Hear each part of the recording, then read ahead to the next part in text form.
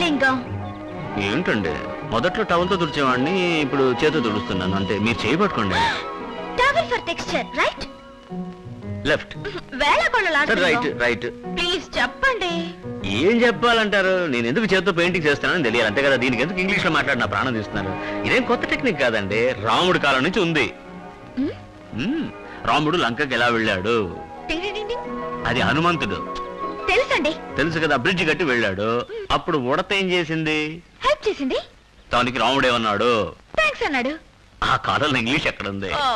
ప్రేమతో ఉడతను చేతిలో తీసుకుని ఒళ్ళు నిమిరాడు. అంతవరకు బూడిద రంగులో ఉండే ఉడత ఆ రోజు నుంచి వీపు మీద 3 గీతలతో ఈ రోజు వరకు తిరుగుతూనే ఉంది. I like your touch.